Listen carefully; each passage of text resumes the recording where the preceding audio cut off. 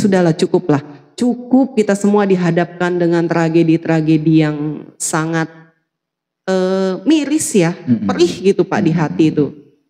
Sudahlah gitu, kita sudahi semua, kita mulai lagi, kita perbaiki semua satu persatu. Anggaplah ini sudah terjadi ya Pak ya, sudah terjadi hal demonstrasi yang seperti ini. Jadi kita itu tidak bisa menyetop waktu Pak, ini sudah kejadian gitu kan. Cuman masih bisa dikendalikan Pak. Itu anggaplah ini adalah jalan ya kan yang dibuka oleh rakyat Indonesia untuk menuju demokratis ini sendiri.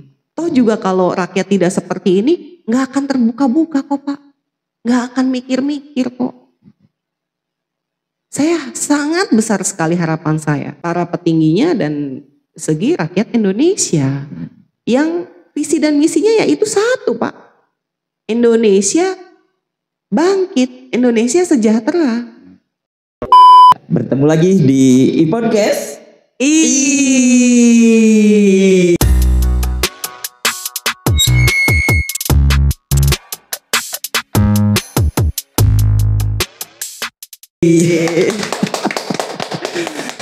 Aduh, kita bertemu dengan tamu spesial ini, dengan Teh Yuta. Ini waduh, seorang public speaker Kabupaten Karawang.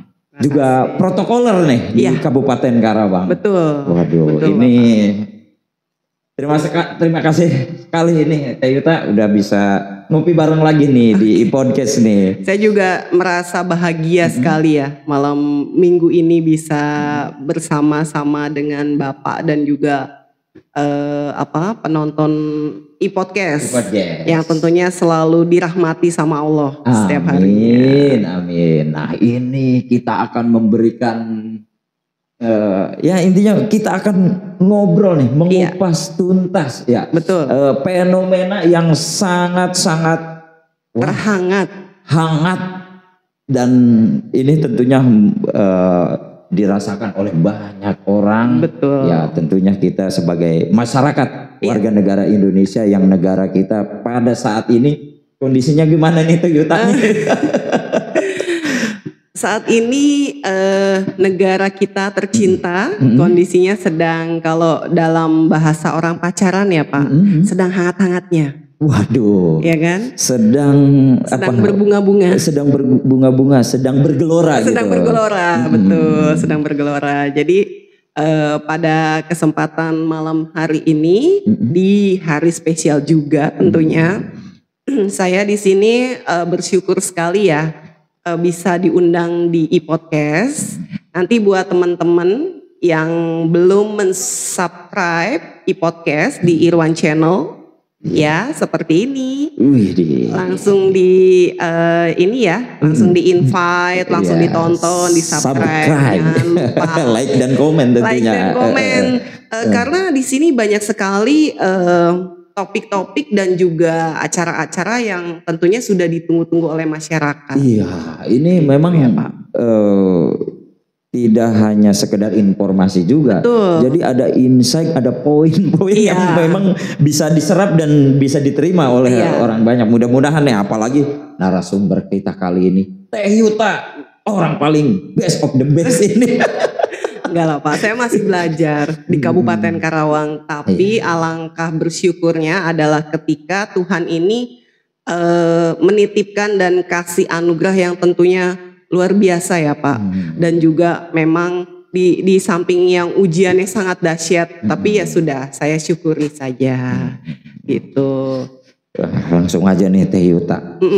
Demo di mana-mana nih. Iya. Unjuk rasa yang wah ini udah hari keberapa nih ya? Artinya sudah hampir seminggu lah ya. Hampir seminggu. Seminggu lah ya. Kurang tapi ya. Tapi kita melihat kok makin kesini ini tidak hanya sekedar menyuarakan aspirasi doang, tapi ini udah mulai sudah kemana-mana nih. Udah mulai chaos, mulai penjarahan dan lain sebagainya. Wah ini tentunya saya ya yang bagi masyarakat umum nih yang belum begitu, paham demo tuh harus kayak gimana sih, baiknya kayak gimana ya. Nah ini mungkin ini biar kita melek semua nih teman-teman sahabat iPodcast semua, mumpung ada Teh Yuta di sini.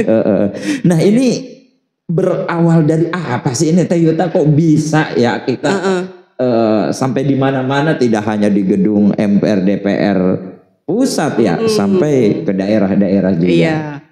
Kalau saya lihat di sini perkembangannya yang memicu ya Pak ya, yang memicu dari sampai dengan masyarakat kita ini yang tadinya masyarakat masih menunggu dan masih ada harapan dan etikat baik yang tentunya akan dilaksanakan oleh para beliau-beliau, tapi kan pada kenyataannya sampai dengan detik ini masyarakat kita yang sudah alangkah bersabarnya ini, tapi masih juga merasa seperti tidak ada tidak ada penyelesaian gitu ya.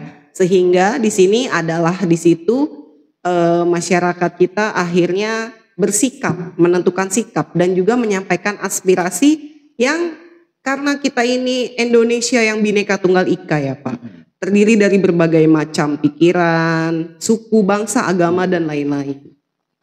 Nah dari situlah, dari si kepala-kepala ini muncullah ide-ide yang tentunya juga beraneka Pak. Karena kita ini negara demokratis, ya kan? Negara demokratis yang dimana seseorang itu memiliki hak untuk mengutarakan segala aspirasi dan pendapatnya gitu kan. Yang terkadang ada yang berlebih dan juga ada yang kurang gitu ya, plus minus lah kalau menurut saya. Tapi itu semua tersusun dari yaitu tadi banyaknya masyarakat sekarang yang sebetulnya kalau masalah krisis, kita ini krisis global Pak, bukan hanya krisis di Indonesia. Seluruh negara di dunia saat ini itu sedang merasakan krisis. Oh iya ya, karena memang ada perang dagang, ada perang yang memang perang senjata. Betul, dampak negara-negara besar yang sedang berperang ini. Cuma bedanya adalah di negara lain penduduknya tidak sebanyak di Indonesia Pak. Dan negara lain tidak sedemokratis di Indonesia.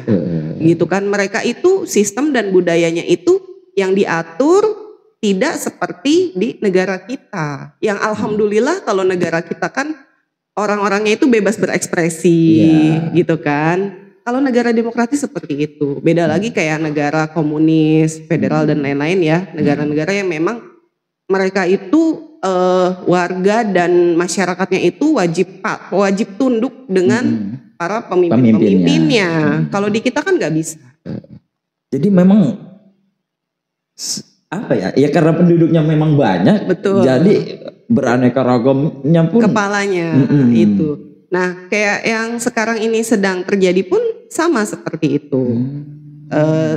Istilahnya yang sudah diberikan ya silahkan mau beraspirasi seperti apa, cuman kan di tengah-tengah kegiatan kawan-kawan kita ini melakukan pendapatnya ya, mengutarakan pendapatnya yang kita nggak pernah tahu ditunggangi sama siapa, ada dalangnya siapa, penyusup-penyusup kah di situ. Nah ini iya, gitu. Berarti secara poin unjuk rasa ini dilindungi oleh undang-undang. Iya. Iya, unjuk rasa nih ya, berdemo pun sebenarnya dipersilahkan, dibolehkan oleh undang-undang. Tapi ingat ada batasan-batasan. Ada batasan-batasan. Betul. Ya. Nah, apalagi kalau tadi Teh Yuta bilang kita ini Bhinneka Tunggal Ika. Iya. Ya, ingat Bhinneka Tunggal Ika, bukan Bhinneka Tunggal Tenggel. Ini yang bahaya nih. Makanya kalau demo yang menjadi poin berarti kan aspirasinya, pendapatnya harus tersampaikan. Iya, dan ada feedback dari feedback. Yang masalah yang sudah disampaikan, yang dikeluhkan. Iya, berarti poinnya itu apa nih?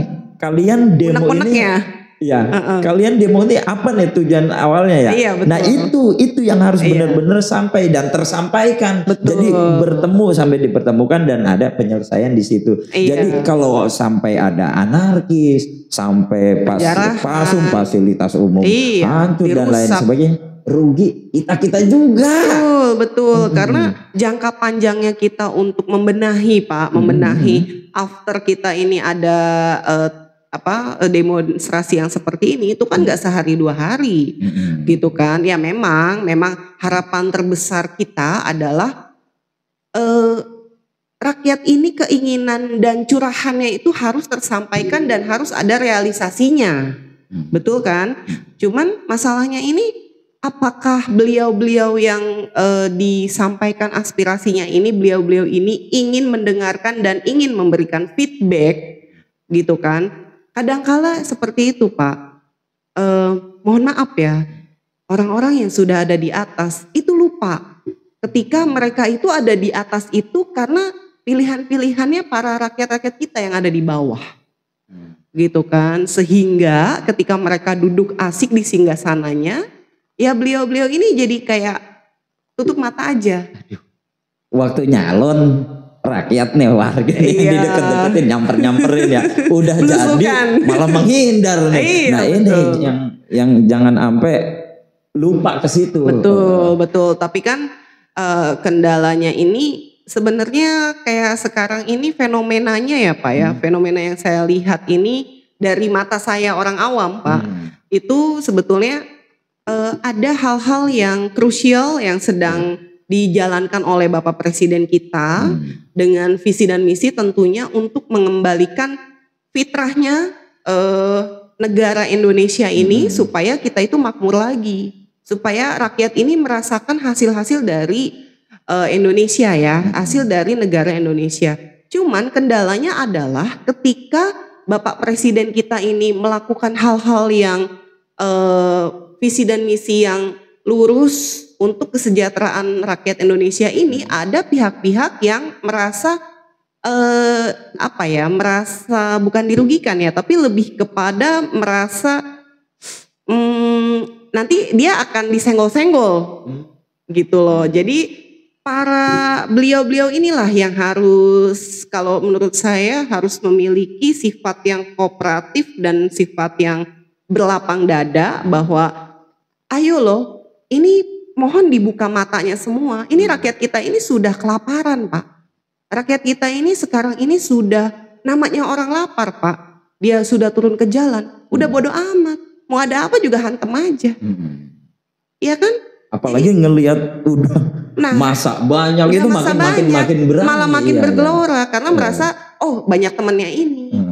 Gitu kan. Nah ini tadi gerakan-gerakan yang sedang dijalankan oleh Bapak Presiden kita, Bapak Prabowo Subianto adalah tujuannya sebetulnya baik. Cuman terkadang tujuan baik ini ada pihak-pihak yang merasa itu nanti hasilnya tidak baik untuk kehidupannya mereka, kaumnya mereka. Bukan untuk kehidupan orang banyak ya Pak, tapi untuk kehidupan golongan-golongan mereka. Susah ya kalau sudah bicara golongan itu susah gitu. Kita mau melakukan hal yang baik jadi gak baik jadinya. Jadi terhambat. Jadi Bapak Presiden kita yang punya program tujuan yang memang mulia, yang baik, ternyata terhambat oleh hal-hal yang seperti ini. Ganjalan-ganjalan ya mungkin ada batu kerikilnya lah, ujian-ujian yang memang mungkin harus dilalui sama Bapak Presiden dan jajaran-jajarannya. Cuman yang lebih memprihatinkan lagi adalah ketika semua ini sudah menyentuh ke rakyat. Karena kan susunan tertinggi itu di atasnya para beliau itu kan adalah rakyat Indonesia. Semua itu akan terkalahkan ketika rakyat ini sudah turun. Seperti itu. Jadi kalau menurut saya ya semua itu baik, tapi tolonglah memakai tindakan yang baik juga dan berbijak-bijak juga. Karena nanti yang akan merasakan efeknya dan merasakan dampaknya ke kehidupan kita, nanti kita dan anak-anak cucu kita sendiri gitu kan. Itu secara tidak disadari karena ini ada historinya loh Pak, ada sejarahnya loh gitu kan. Peristiwa-peristiwa ini tuh pasti ada sejarahnya dan melekat, nanti bisa kita ceritakan ke anak cucu kita nanti gitu kan. Kayak ya kalau kita kilas balik kayak dulu tragedi 98 kan masih terngiang-ngiang di otak kita, memori kita ini masih terus saja memutar akan adanya traumatik ke arah sana, masih dibahas-bahas juga masih gitu kan. Dan memang kejadian terdahsyat yang dahsyat sekali dan ada istilah kata, oh jangan sampai ada kejadian lagi sama seperti dengan tragedi 98. Loh, itu kan balik lagi dong ke kitanya, ke rakyat kita ini rakyat loh. Kita ini balik lagi. Kalau memang tidak mau seperti itu kejadian lagi, tolonglah kita sama-sama kita berbijak-bijaklah dan kita bersikaplah selayaknya, jangan sampai kejadian itu terulang lagi. Itu kan balik lagi ke kitanya Pak. Waduh, berarti kitanya nih SDM-nya juga memang kita harus berpikir jauh ke depan. Artinya gimana jangan sampai terjadi hal-hal yang dulu pernah terjadi dan itu merugikan kita juga, sejarah kelam, bahkan negara kita juga. Betul. Dan juga satu ya Pak, karena ini modernisasi dari di medsos itu kan dalam jangka waktu sedetik aja itu berita dan informasi itu mudah tersebar. Jadi kalau kita yang mudah terprovokasi, kita yang mudah tidak bijak kita menggunakan media sosial itu langsung terbakar Pak. Gitu langsung ke bawah nih, ke bawah dengan jarinya itu dalam jangka waktu sedetik itu langsung ngetik yang bikin rusuh gitu kan. Cuman ya balik lagi ke personalnya. Seperti itu. Nah, Teh Yuta, kita kan ngelihat nih kemarin nih sampai pendemo lari-larian, ya sampai mobil brimob mobil menabrak ojol ya almarhum Afan Kurniawan ya. Innalillahi wa inna ilaihi rajiun. Turut berduka cita. Ya. Semoga keluarga yang ditinggalkan tabah. Amin ya Allah ya rabbal alamin. Nah, ini kan sebegitu kok bisa sampai itu terjadi ya? Ya, saya yakin tidak ada satupun baik itu pendemo, baik itu aparat yang menginginkan sampai terjadinya itu enggak ada. Betul. Bahkan terjadinya chaos, terjadinya adanya korban jiwa, enggak ada satupun pihak yang menginginkan terjadinya sampai hilangnya nyawa. Nyawa seseorang. Ini kan sebegitu tragis. Iya, segitu tragisnya gitu. Iya.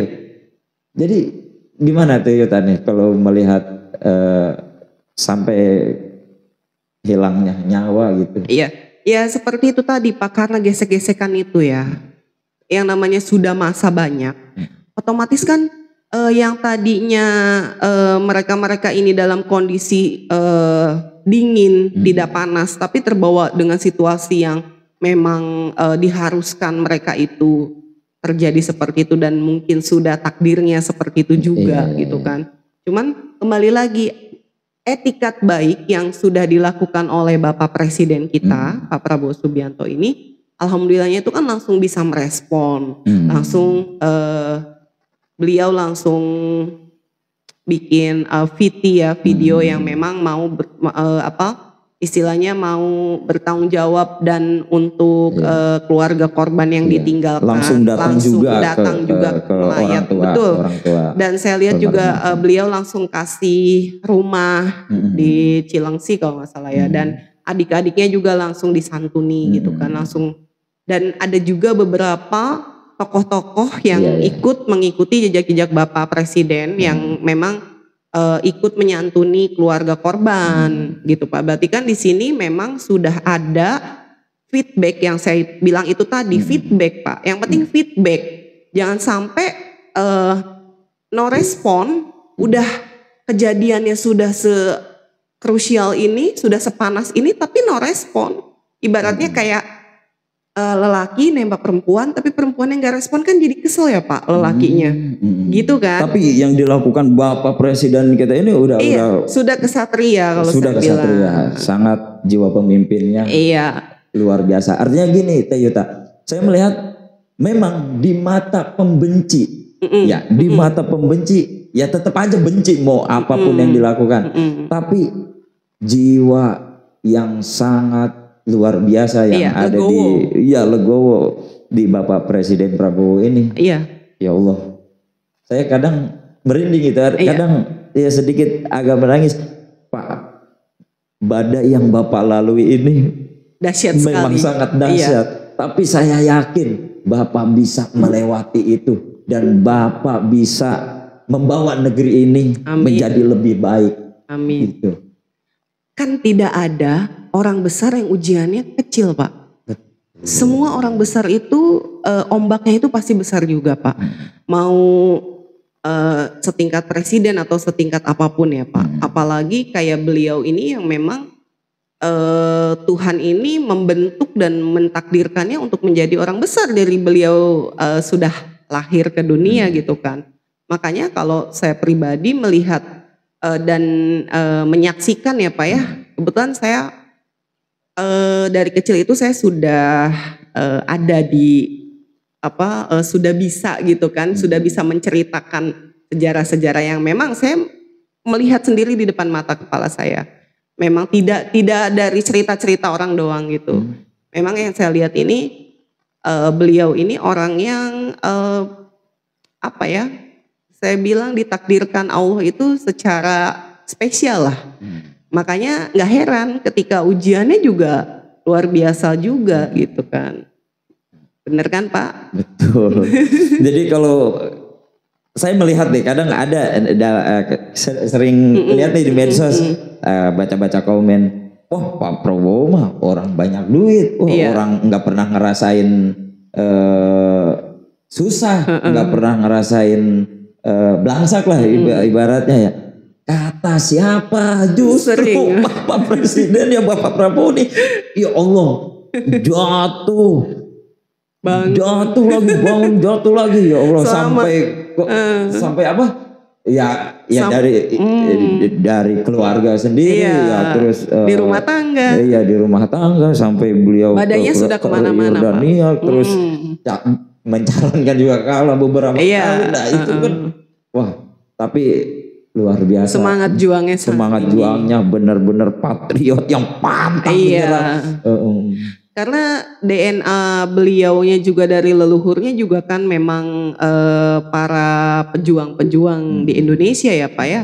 Benar-benar perintis yang membentuk negara Republik Indonesia ini gitu kan. Makanya tidak heran ketika orang-orang itu masyarakat ini berkomentar, Bapak kan selalu punya uang gitu kan. Yang namanya orang kalah Pak, apalagi setingkat presiden ya Pak. Jangankan hanya presiden, orang kalah di pileg aja udah ngos-ngosan. Apalagi cuma presiden, apalagi setingkat presiden ya Pak. Nggak tahu berapa banyak yang habis. Apalagi beliau kalahnya sudah 4 kali. Ini yang keempat berarti ya kalau nggak salah. Kalau mohon maaf kalau saya salah. Nah makanya kadang-kadang orang tuh ngeliat hanya dari luarnya saja Pak. Tidak berpikir kedalaman apa yang dirasakan pihak yang dikomentari gitu kan. Tapi 1000% kita mendukung kepemimpinan Bapak Presiden Prabowo Subianto ini. Kalau memang badainya seperti ini, saya yakin juga Bapak pasti bisa melewatinya. Dan hadiahnya di belakang akan sangat besar. Jadi kalau yang saya lihat ya Pak ya, kalau yang saya lihat setelah kejadian ini ya akan ada suatu hikmah yang luar biasa dari semesta untuk beliau dan juga untuk orang-orang yang ada di mengikuti beliau dari dulu, yang mengabdi dengan beliau.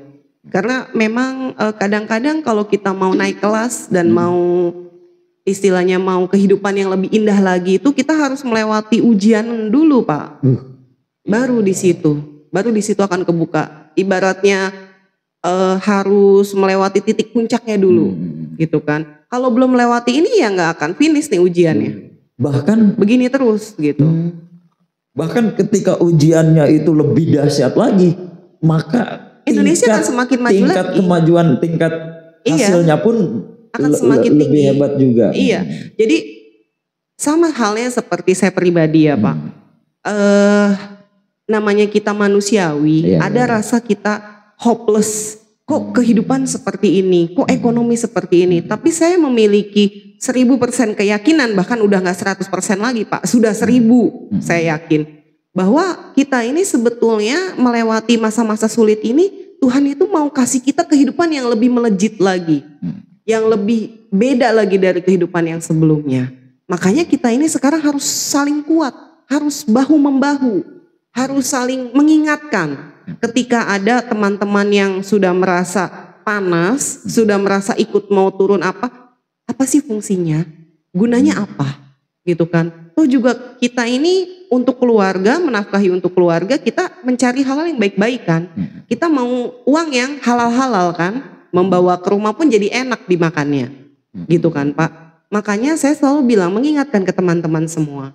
Kalau yang lagi panas, komen-komen apa, negatif apalagi, saya selalu menetralisir. Saya selalu bilang, ya sudah kita lihat saja. Toh juga ini akan ada akhirnya kok. Nggak ada segala sesuatu, ujian apapun sedahsyat-dahsyatnya itu semua, itu pasti akan kita bisa lewat.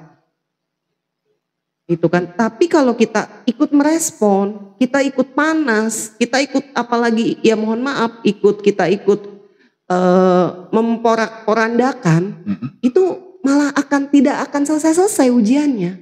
Akan ada babak-babak baru lagi. Gitu kan. Ini melihat yang saat ini nih terjadi sampai saat ini sudah melebar kemana-mana Teh Yuta. Betul. Ya. Jadi, nah ini apalagi Teh Yuta nih kan public speaker. Iya. Protokoler Kabupaten Karawang, bahkan Kabupaten Karawang sendiri kemarin ya Teh Yuta,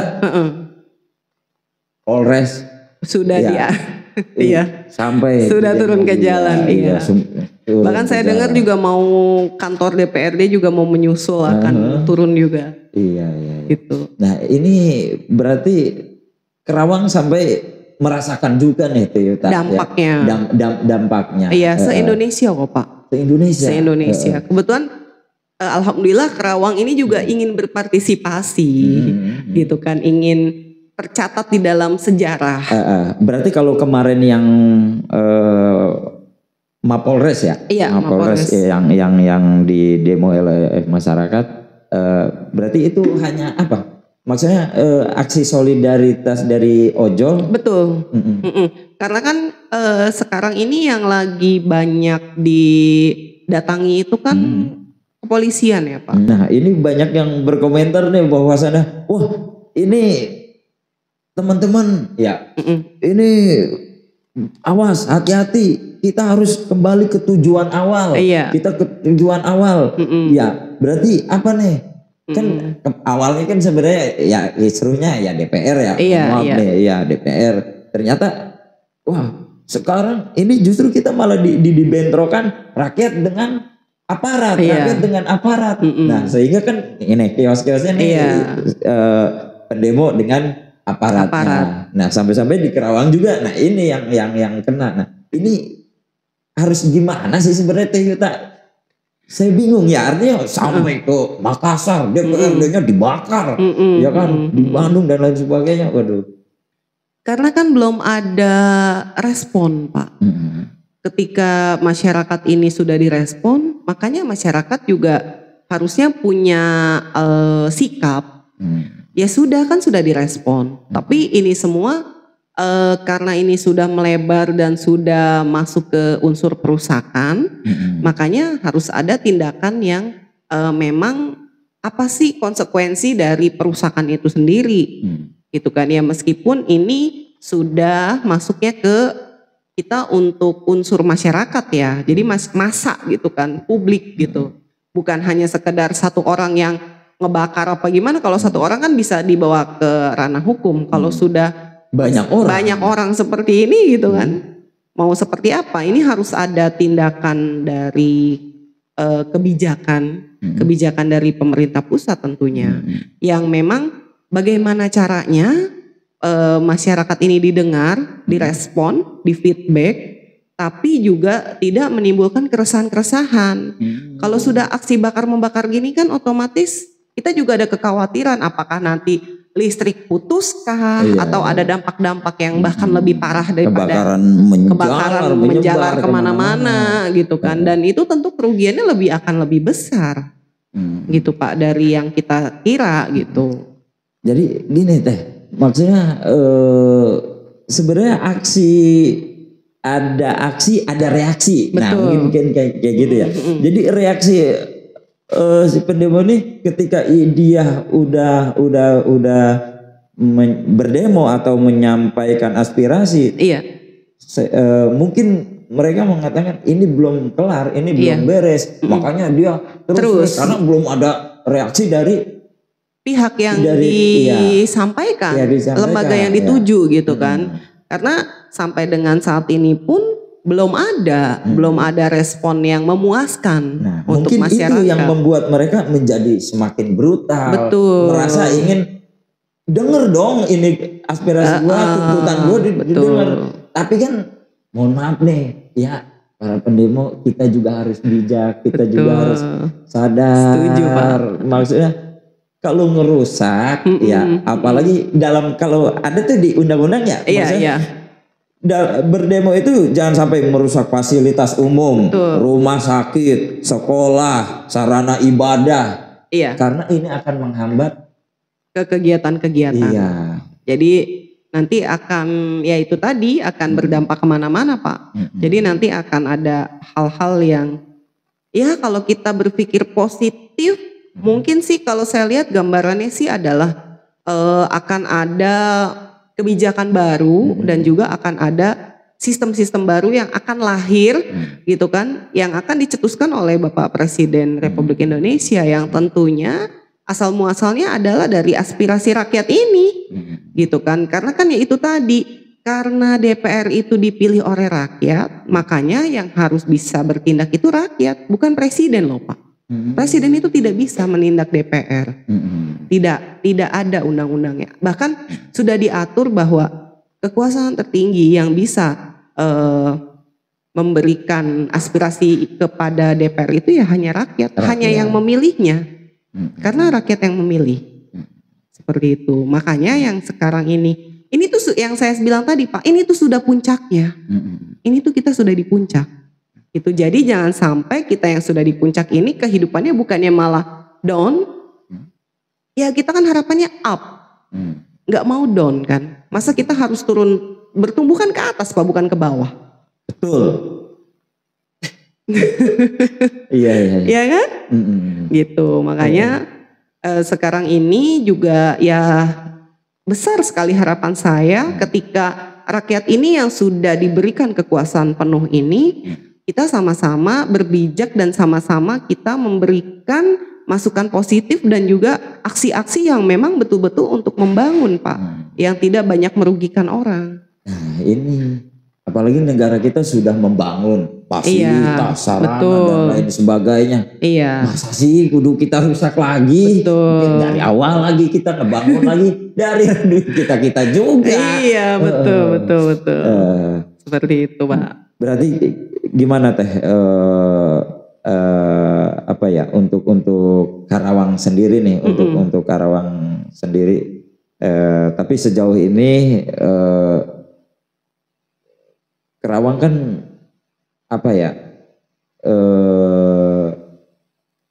kemarin kan Mapolres nih ya. Emang ada wacana juga ke DPRD gitu? Ya ini sih baru wacana ya Pak. Semoga sih diberikan hikmah. Diberikan hidayah sama Allah. Mudah-mudahan hidayahnya turun malam ini, tidak sampai ke gedung DPRD Kabupaten Karawang. Gitu kan, karena Ya lumayan ketika itu semua terjadi, ya akan lumayan renovasinya itu akan lumayan dahsyat sekali, menyerap anggaran juga gitu kan. Apalagi kalau sampai dibubarkan, buyar semua, ya kan otomatis kan harus ada lembaga baru yang memang menggantikan posisi DPRD ini. Seperti itu Pak. Atau Bapak mau coba? Apa nih? Mau coba nanti kalau ada lembaga baru. Kayaknya Bapak cocok kalau ngelihat dari auranya. Ya mudah-mudahan ya Bu Yuta nih ya, maksudnya sebagai, nah apalagi Teh Yuta nih, ya maksudnya jiwa apa ya, sosialnya tinggi, artinya membangun kerawanan juga bisa tercapai juga nih, apalagi dengan pemerintahan juga. Bu Yuta kan dengan orang-orang berpengaruh nih ya, ini kan dekat juga nih, mudah-mudahan bisa bersinergi, betul. Bisa membangun Karawang juga lebih baik lagi.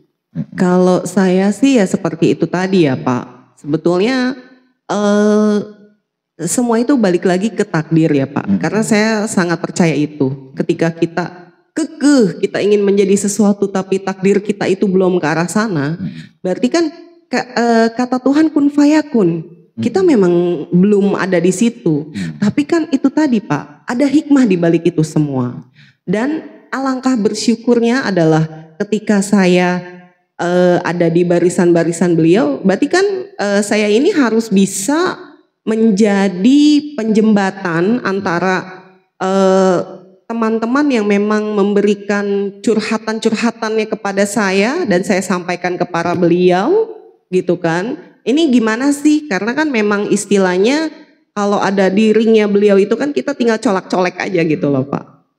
Gitu, cuman ya balik itu tadi Pak, ketika ada hal-hal yang seperti ini juga istilahnya beliau juga semrawut Pak. Jadi ketakutan-ketakutan itu pasti ada gitu kan. Yang tadinya niat ingin membangun, yang tadinya kita niat ingin ingin mensejahterakan rakyat Kabupaten Karawang gitu kan. Semua itu buyar ketika ada aksi-aksi massa seperti ini Pak. Gitu. Nah kita ini kan demonstrasi sudah berhari-hari ya. Iya. Nah ini kan berarti saya melihatnya bermunculan banyak oknum juga nih. Iya, ditunggangi. Ditunggangi. Pasti Pak. Yang nunggangi itu bukan hanya di dalam negeri saja, bahkan dari luar negeri pun memakai momen ini untuk memasukkan visi dan misinya mereka itu tadi. Seperti itu. Makanya rawannya ada terjadi aksi-aksi massa seperti ini karena ada dalang yang nantinya ingin Indonesia ini hancur. Gitu. Dan apakah kita sebagai masyarakat Indonesia, kita rela Pak, kita ridho, ikhlas gak nih kalau negara kita dihancurkan dengan dalang-dalang ini sendiri yang memang tujuannya ini sebetulnya bukan untuk membangun Pak, tapi untuk memiskinkan rakyat Indonesia. Karena kan semua ini pelik sebetulnya Pak, ya kan? Istilahnya gini, rakyat yang sedang kelaparan Pak, yang sedang krisis ekonomi, otomatis mudah sekali tersulut emosi dan juga mudah sekali terprovokasi. Nah, ini. Gitu kan? Mudah sekali Pak ditunggangi karena itu akan jadi kelemahan. Gitu. Makanya kita yang kan kalau di dalam ajaran Islam pun ada ya Pak ya, yang namanya kita harus mawas diri, kita harus bertawakal. Ketika kita dalam kondisi susah, justru itulah nikmat terbesar yang sedang Tuhan kasih ke kita. Cuman kan kadang-kadang kalau kita melihat anak kita kelaparan, kita melihat saudara-saudara kita kekurangan, hati kan teriris-iris Pak. Kalau kita nggak kuat, kita nggak terbiasa hidup yang roller coaster seperti itu, hati kan gak kuat. Nah itulah keimanan kita sedang diuji. Yang tidak sadar Pak, dampaknya itu nanti akan kemana-mana. Iya. Seperti itu. Kalau yang saya lihat ya Pak ya, karena Indonesia itu potensial sekali Pak. Baik SDM-nya maupun sumber dayanya. Di swasembada pangannya kah? SDM-nya juga di sini kan istilahnya orangnya pada pekerja keras Pak. Kalau di luar belum tentu Pak. Mau ngerjain multitalenta kayak di Indonesia. Kalau di negara kita kan mau kerja 8 jam, 12 jam ayo dihajar. Kalau di luar nggak mau Pak. Nggak mau. Mereka ini pakai orang-orang kita itu karena orang-orang kita ini pekerja keras Pak. Orang-orang kita ini contoh di Jepang banyak yang sekarang rekrut dari negara kita kan. Karena negara kita dianggapnya kita pekerja keras. Workaholic gitu loh. Kita tuh pekerja keras gitu. Bisa mengikuti kedisiplinannya negara Jepang. Makanya sebetulnya kita ini potensial Pak. Warga negara Indonesia ini potensial. Cuman kadang-kadang itu tadi banyak yang gelap mata Pak. Karena kesusahan-kesusahan yang sedang dilewati ini. Padahal kalau kita mau introspeksi, kesusahan ini krisis global. Bukan hanya Indonesia. Betul sekali. Global seluruh dunia, Pak. Cuman kan kita ini kadang-kadang nggak mau sabar. Lagi dibenahi itu bukannya kita ikut mendukung, malah kitanya ikut ngerusui. Nah ini, jadi mirisnya gini ya. Jadi ketika demo ini kan mudah terprovokasi. Betul. Dan ini karena memang jumlahnya banyak. Dari macam-macam aliansi, elemen ya. Ini yang apa ya? Yang menguatkan mereka untuk ketika melakukan mendorong untuk sampai menjara, sampai melakukan anarkis. Ini yang sampai udah kalau saya lihat komen nih ya, nih komen, maksudnya pendemo akan merasakan bahwa penegak hukum kepolisian atau aparat lah, mereka seakan-akan mendukung pemimpinnya, mendukung MPR DPR, DPR. Kemudian padahal kan secara job juga memang jobnya di situ. Betul, profesi Pak. Memang profesi. Kewajibannya. Kalau dipikir mereka juga berat sekali. Mereka terluka-luka. Apalagi keluarganya di rumah. Mereka kan juga punya anak istri. Yang ditinggalkan. Kebayang nggak sih gimana istrinya berdoanya sama Allah, ya Allah, tolong selamatkan suami saya. Mudah-mudahan suami saya nggak kena tembak, nggak kena gas air mata. Itu pasti ya Pak. Karena saya lihat juga banyak juga aparat yang terkena luka-luka, gitu kan? Luka-luka sampai korban yang Satpol PP di Makassar juga sampai meninggal dunia. Bahkan Kang Deddy Mulyadi juga saya lihat udah pelipisnya itu udah bocor. Ya kan itu sudah sekelas gubernur Pak. Ya kan istilahnya di sini itu yang luka dan yang memang kena dampak itu bukan hanya rakyat yang mendemo aja Pak. Tapi bagi yang menerima demo pun juga jadi keikutan luka Pak. Gitu. Bahkan lebih sakit daripada luka sakit hati mungkin. Luka putus cinta. Ampun. Kata kalau Kang Deddy mah ampun rakyat, ampun. Tapi ternyata kalau kita bicara, mungkin kita bicaranya polisi juga punya aparat juga punya anak istri, itulah tugas mereka. Disangkanya kita memihak ke aparat. Terus kita membela mendemo, ini dianggap ininya kesini. Jadi ini dalam dilema. Ini dilema. Ini memang kita pun ngeri nih podcast di saat agak hati-hati.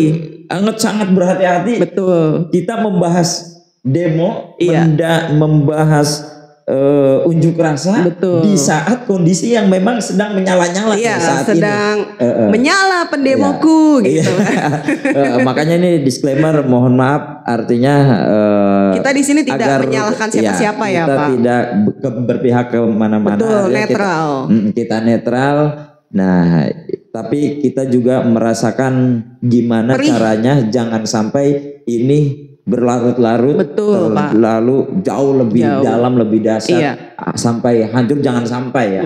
Artinya kita saling mengingatkan. Saling mengingatkan. Iya, betul, dan juga saya juga harapannya besar sekali sih Pak. Kayak Bapak Presiden kita yang terhormat Bapak Prabowo Subianto maupun kepada para petinggi-petinggi ya kan yang menerima aspirasi dari masyarakat itu.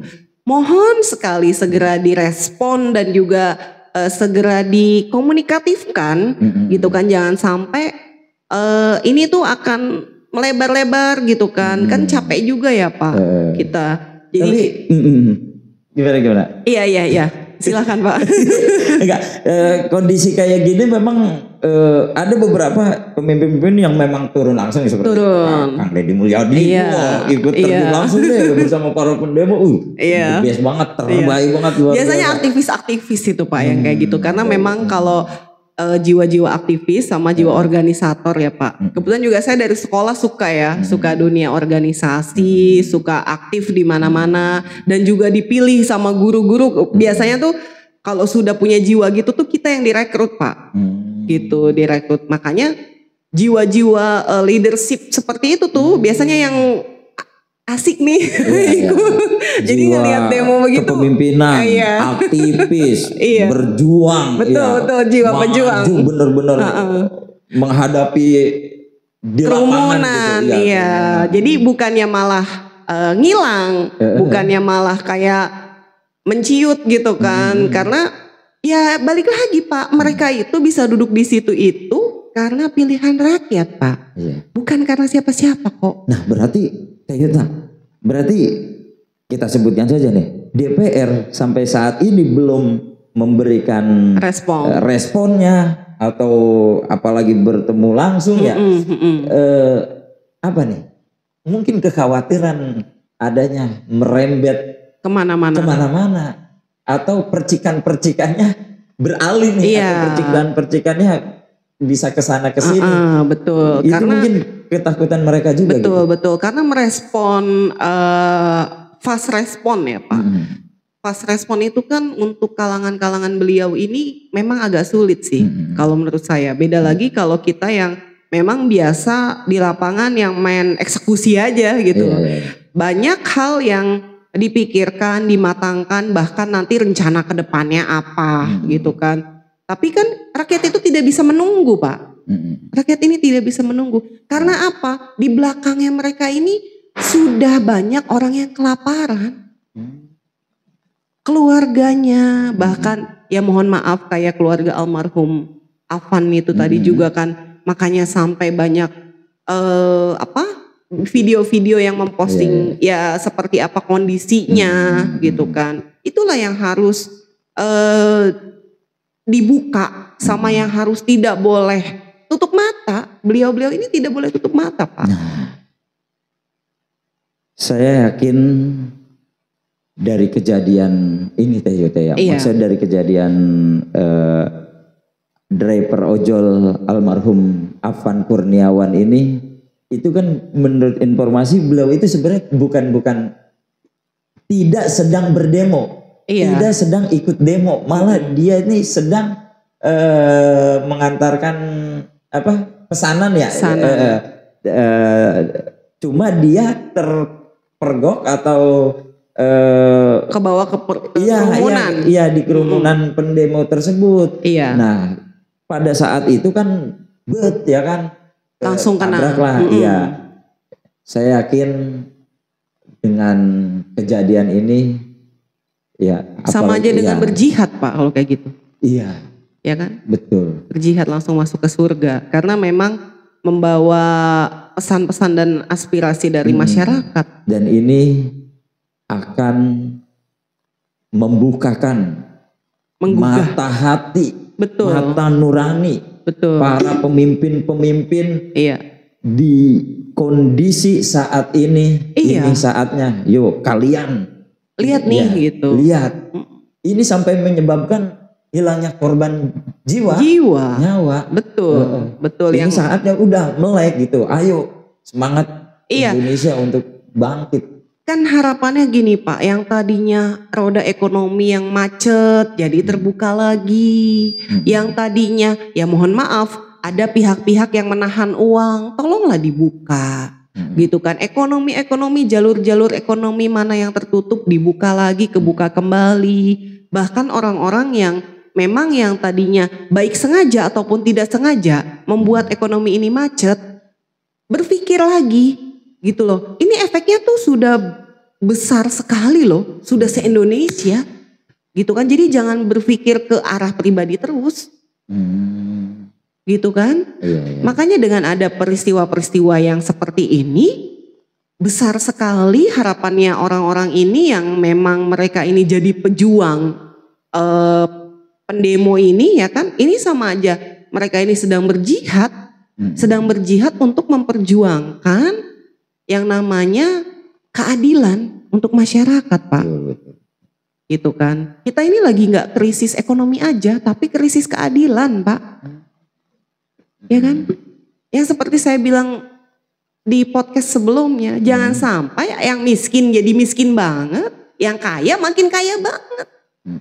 Kan aneh, Pak, kalau kayak gitu. Orang yang hartanya udah 2 miliar kok jadi 200 miliar.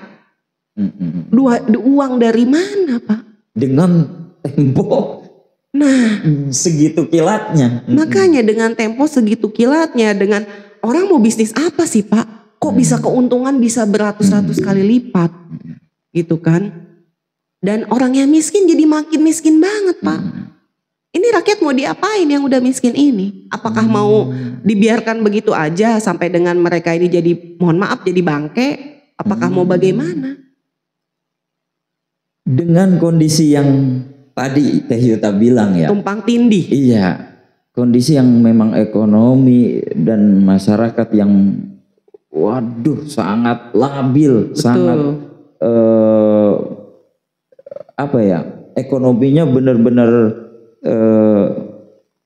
terperosok lah ya untuk saat ini. Tapi melihat pemimpinnya ya anggota dewan joget-joget ya, kenaikan dan lain sebagainya. Mungkin ini yang membuat mereka terpicu, Pak. Terpicu. Jadi yang tadinya memang sudah kondisi sudah genting, yang tadinya perut sudah lapar, ya kan, melihat tontonan yang memang kalau saya bilang tidak manusiawi, tidak memikirkan orang yang menonton ini. Itu kan yang nonton itu masyarakat se-Indonesia, Pak. Gitu kan, hal-hal yang seperti itu. Makanya seharusnya sih harus ada batasan-batasan ya, jangan kesannya malah kayak meledek. Kok ini orang lagi kesusahan, orang lagi merasakan gimana pahitnya mencari uang, ya kan? Boro-boro buat jalan-jalan, orang buat cari sesuap nasi aja istilahnya susah. Ini gitu lagi kan? Terkena inspeksi darurat keuangan. Betul, krisis keuangan yang tapi memang direspon oleh para dewan ya. Iya. Itu justru ini berarti ada poinnya nih, Teh Yuta. Betul. Respon dari seorang pemimpin ini akan berakibat fatal jika responnya itu justru malah nggak baik. Iya. Dan contoh, juga nih kejadian kemarin ya. Iya. Itu kan sudah melakukan joget-joget dan lain sebagainya ya. Ternyata diresponnya naik cuma sekian. Iya. Nggak ada apa-apanya, kecil ya kan. Malah juga dengan salah satu konten yang seakan-akan itu menyulut. Menyulut dan justru menambah kemarahan para masyarakat. Kita juga berkaca dari sebelumnya juga ya di salah satu channel di Jawa Tengah tuh yang sampai demonstran untuk banyak. Itu kan respon yang kurang baik, respon yang justru malah membakar para rakyat untuk wah ini memang harus dijatuhkan, ini harus ini dan itu. Iya. Berarti kan apesnya dia dong, Pak. Iya. Kalau saya bilang. Nah ini berarti kalau kaderisasi atau jiwa pemimpin itu kan memang leadership. Itu kan diajarkan Teh Yuta ya. Maksudnya gimana pasti, cara Pak. Kita sebagai pemimpin jangan sampai kita blunder, jangan sampai kita berkata atau dengan sikap respon yang malah justru nggak baik. Itu tadi Pak, dibutuhkannya kalau di kaderisasi itu leadership ya Pak ya. Itu kita dididik dan juga kita tuh dibentuk sedemikian supaya kita bisa berbicara, berpublic speaking yang baik, merespon yang baik dan juga tidak menyulut. Jadi seakan-akan rakyat ini merasa diledek Pak. Rakyat ini merasa diledek, merasa bahwa merasa bahwa kalau turun pun, kalau apa-apa pun tidak akan terjadi hal yang tidak di luar nalar, tapi kenyataannya kan ini sudah di luar nalar semuanya Pak. Kalau sudah seperti ini mau apa Pak? Kalau sudah rakyat yang bertindak bisa apa? Gak bisa apa-apa Pak. Jangan disepelekan loh. Betul. Bahkan saya mendapatkan informasi nih, salah satu rumah dari anggota DPR, iya. Ya ini sudah dihancurkan, dibakar demonstran, di jarah. Betul. Iya.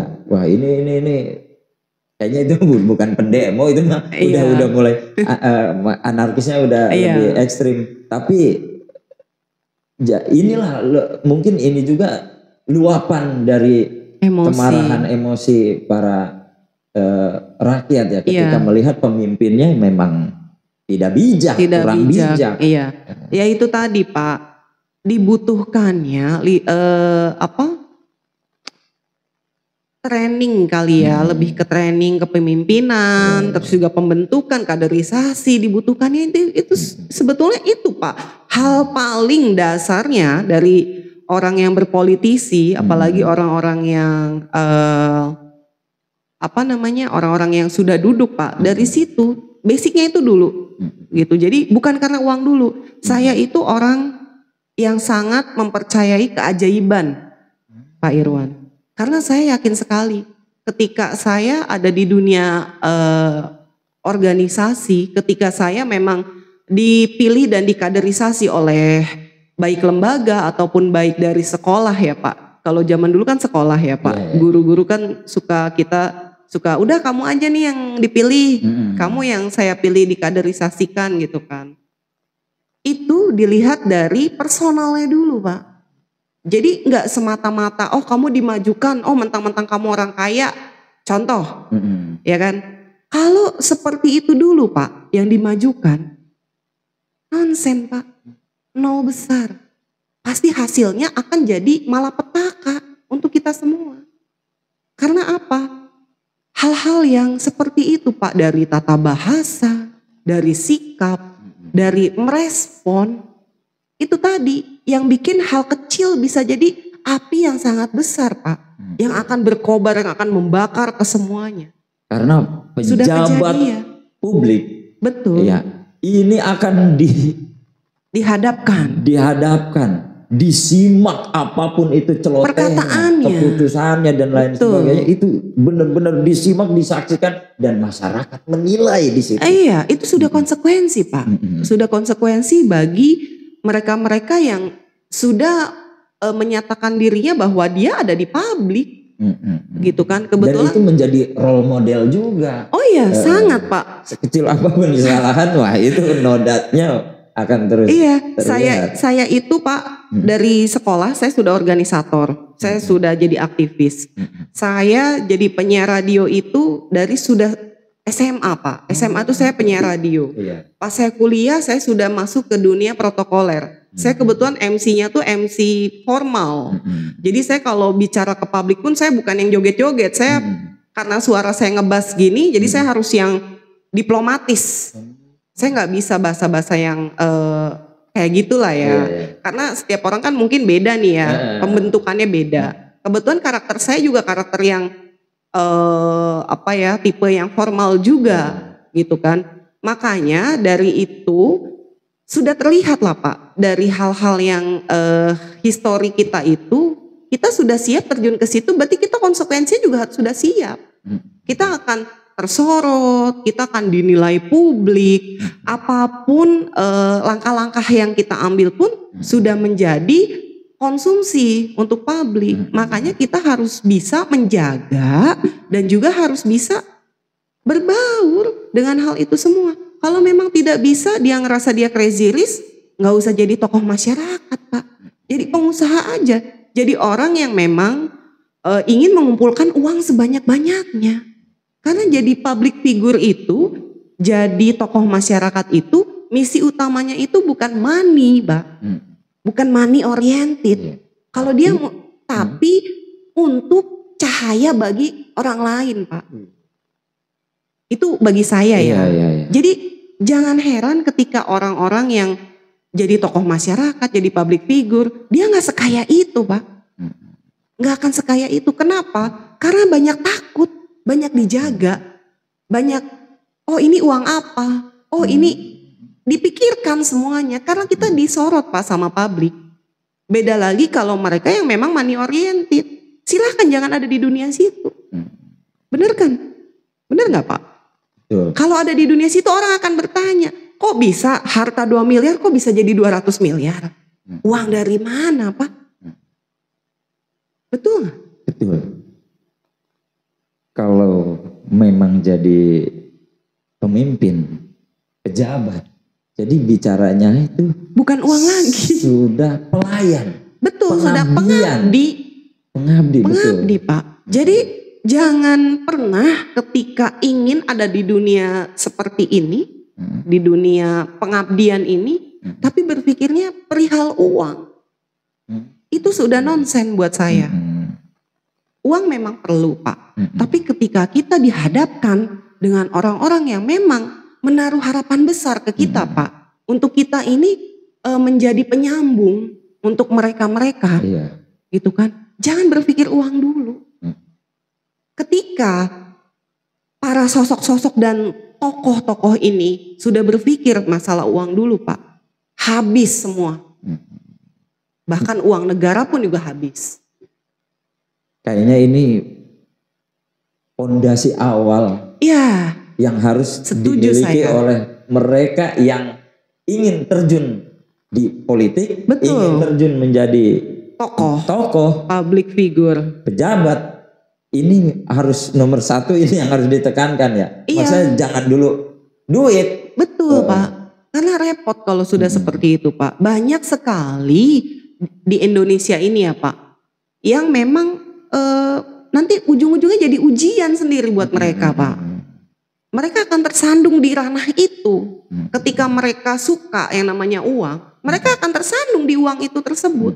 Makanya korupsi. Nah, akan menghalalkan segala cara. Karena mindsetnya itu sudah uang, bukan mindset untuk mensejahterakan orang banyak. Tapi ketika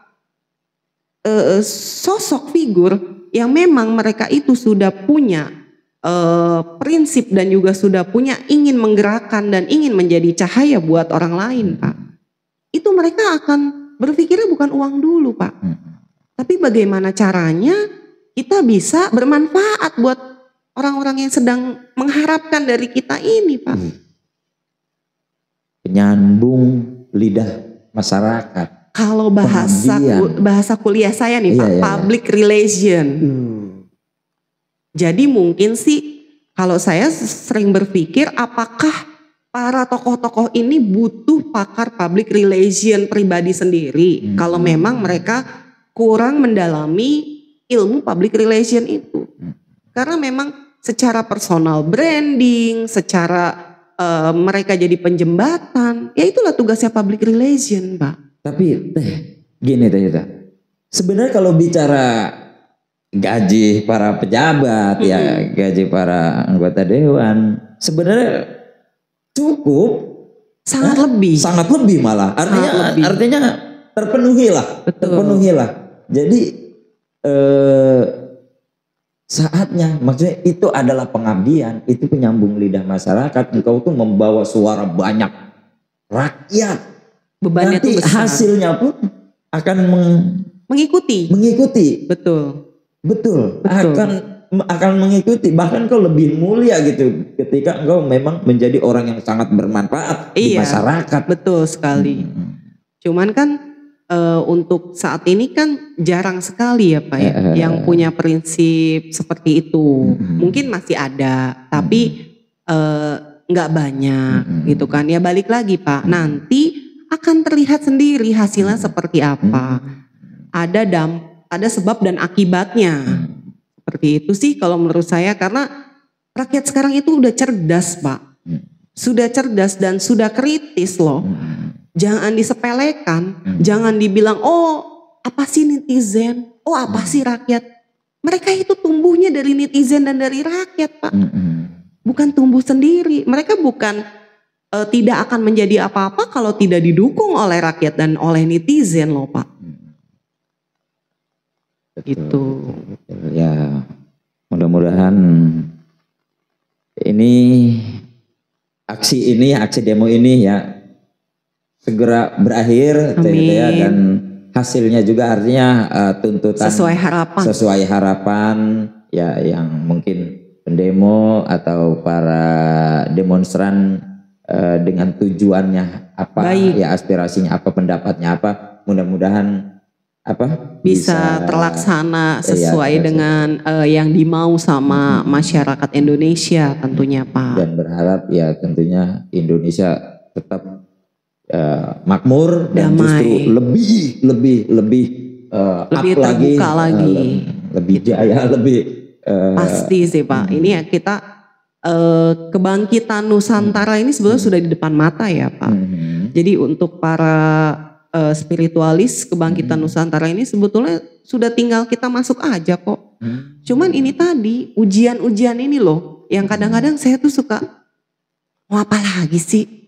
Kenapa sih masih nutup-nutupin aja? Padahal sudah di depan mata kebangkitan Nusantara ini. Itu Pak. Berarti kesimpulannya Teh nih apa nih untuk harapannya mungkin ya ke depan atau baik untuk bangsa ini dan juga para pemimpin kita. Iya. Saya sih sangat berharap sekali ya Pak ya, ketika sudah, anggaplah ini sudah terjadi ya Pak ya, sudah terjadi hal demonstrasi yang seperti ini. Jadi kita itu tidak bisa menyetop waktu Pak, ini sudah kejadian gitu kan. Cuman masih bisa dikendalikan Pak. Itu anggaplah ini adalah jalan ya kan yang dibuka oleh rakyat Indonesia untuk menuju demokratis ini sendiri. Toh juga kalau rakyat tidak seperti ini nggak akan terbuka-buka kok Pak, nggak akan mikir-mikir kok. Saya sangat besar sekali harapan saya setelah ada kejadian ini ada respon yang baik dari para beliau-beliau, real, nyata, dan juga tidak hanya omon-omon aja Pak. Betul-betul dilaksanakan. Karena rakyat ini sudah lelah Pak. Rakyat ini sudah mencapai titik putus asa kalau saya bilang ya. Gitu.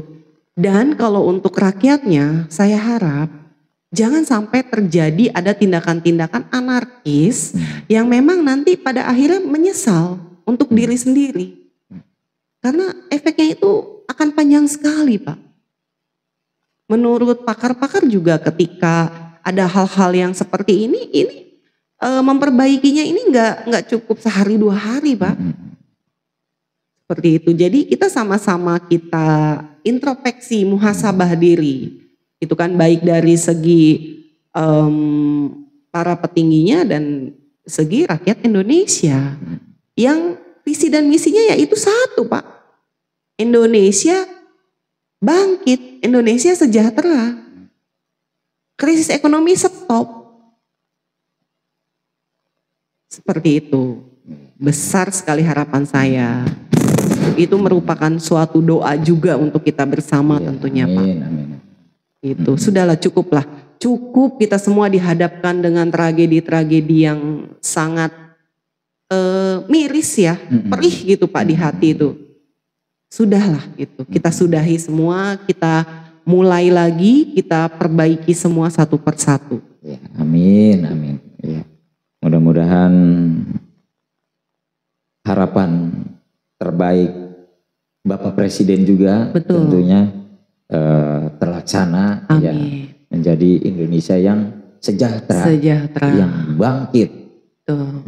Rakyat Indonesia selalu nomor 1 untuk beliau kan Pak. Luar biasa. Terima kasih Teh Yuta. Baik, sama-sama Pak Irwan. Sudah hadir di podcast membahas memang suatu kejadian demonstrasi yang mungkin di tahun ini ya. Sepanjang sejarah ya Pak ya. 2025 paling besar. Paling besar ya. Iya. Mudah-mudahan tadi sekali lagi Indonesia bangkit bersatu makmur sejahtera. Amin. Ya. Terima kasih Teh Yuta. Sami-sami. Makasih Pak. Terima kasih. Ya, wassalamualaikum warahmatullahi wabarakatuh. I-podcast.